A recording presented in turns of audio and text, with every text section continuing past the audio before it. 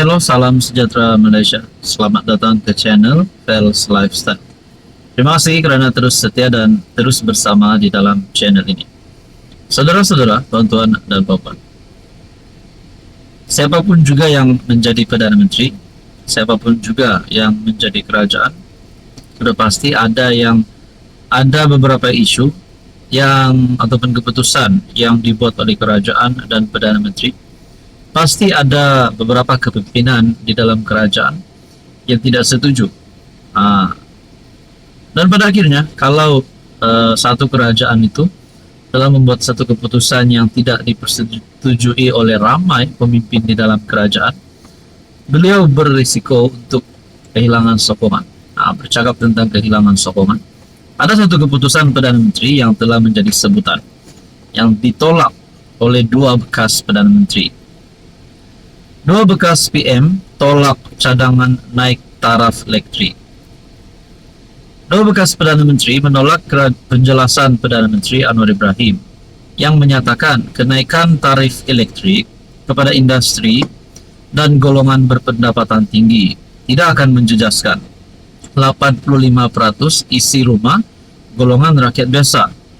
Ismail Sabri Yaakob, BN Berak, menegaskan kenyataan tersebut tidak mencerminkan keadaan sebenar kerana kenaikan tarif tetap akan memberi kesan kepada pengguna. Kerajaan juga menyatakan bahawa kenaikan ini hanya melibatkan kira-kira 15% golongan maha kaya dan industri. Namun saya ingin tegaskan lumrahnya kenaikan tarif elektrik ini akan menyebabkan kos pengeluaran meningkat dan seterusnya dipindahkan kepada pengguna yang juga terdiri daripada 85% isi rumah tersebut, katanya ketika membahaskan Tita Diraja di Dewan Rakyat. Terdahulu Anwar menjelaskan kenaikan tarif elektrik hanya akan melibatkan pengguna industri dan golongan maha kaya, serta menegaskan majoriti rakyat tidak akan terkesan. Ismail Sabri turut membandingkan kadar kenaikan tarif elektrik sejak 2015 hingga 2022. Seterusnya pula saudara-saudara, Muhyiddin Yassin, PN Pago, dalam perbahasannya turut bersetuju kenaikan tarif elektrik akan memberi kesan kepada rakyat secara keseluruhan. Bagaimana kalau tiba-tiba Ismail Sabri, antara salah satu ikon UMNO dan BN yang besar dan juga pernah menjadi Perdana Menteri, sudah pasti pengaruh Ismail Sabri luas di dalam UMNO dan Barisan Nasional. Bagaimana kalau tiba-tiba Ismail Sabri tidak lagi mahu menyokong kerajaan, tidak lagi mahu menyokong Anwar Ibrahim dan membawa kem beliau untuk keluar daripada kerajaan, contohlah. Dan mungkin juga adakah perkara ataupun langkah untuk tumbangkan kerajaan, mungkin gabungan kuasa bekas Perdana Menteri. Sebelum ini ada kata Najib, Mahathir dan Muhyiddin bergabung. Bagaimana pula dengan tambahan Ismail Sabri Yaakob? Adakah gabungan ini boleh menjatuhkan Anwar Ibrahim? Itu persoalan paling utamanya. Tapi saudara-saudara, kenapa nak jatuhkan kerajaan hari ini kan? Kita tunggulah PR ke-16 nanti. Apa komen Anda? Hai, hello, salam sejahtera Malaysia. Saudara-saudara yang saya amat hormati, tuan-tuan dan puan. Satu lagi kejutan, di mana salah satu pemimpin besar di dalam Pakatan Harapan dikatakan terancam kedudukannya. Bukan daripada PKR, bukan daripada Amanah, tetapi daripada parti DAP, antara parti yang mempunyai banyak kerusi wakil rakyat ataupun kerusi parlimen.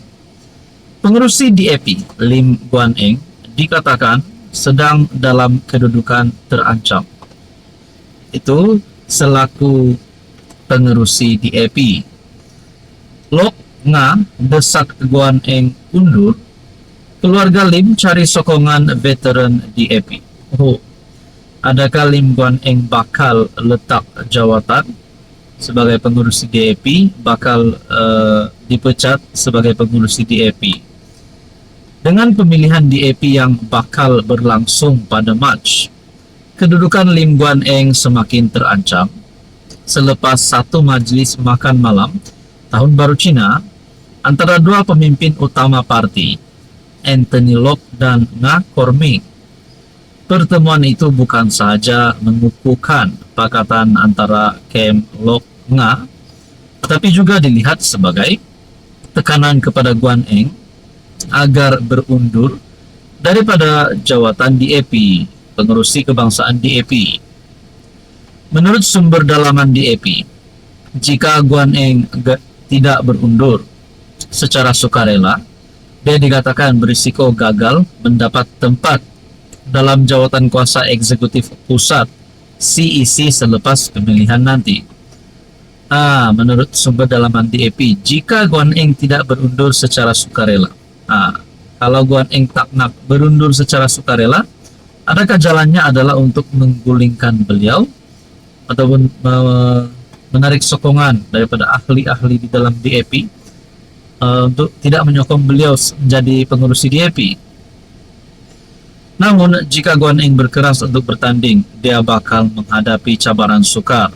Dengan kekalahan pada pusingan pertama pilihan CEC, boleh menjadi tamparan hebat kepada bekas setiausaha agung itu. Menghadapi tekanan ini, Guan Eng giat menghadiri pelbagai program bagi meraih sokongan perwakilan parti. Seorang pemimpin dalaman DAP malah menyifatkan dia kini individu paling rajin di Malaysia. Jadi persoalan dan pertanyaan yang utama adalah, kalaulah Lim Guan Eng keluar ataupun dipecat daripada DAP, adakah beliau akan merajuk dan tarik sokongan terhadap Anwar dan akan bergerak solo? Kita pun tak tahulah. Itu hanya pertanyaan saja. Apa komen Anda? Hai, hello, salam sejahtera Malaysia. Selamat datang ke channel Health Lifestyle.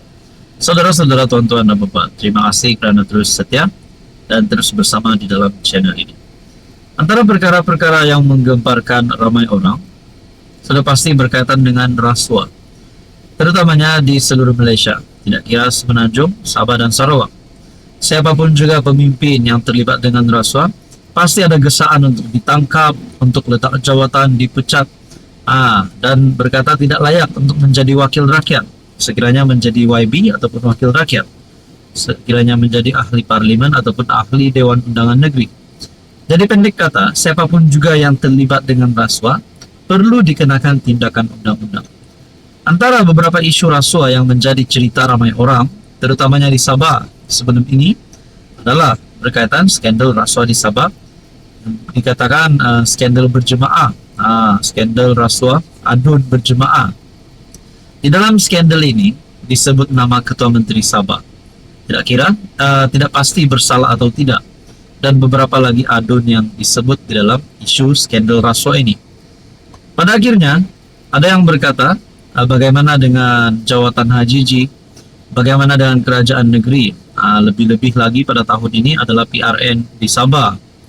Jadi persoalan dan pertanyaannya adalah, adakah sekiranya Ketua Menteri Sabah terlibat dengan isu ini dan didapati bersalah, sekiranya beliau sudah pasti akan dipecat, tidak lagi layak untuk menjadi Ketua Menteri Sabah.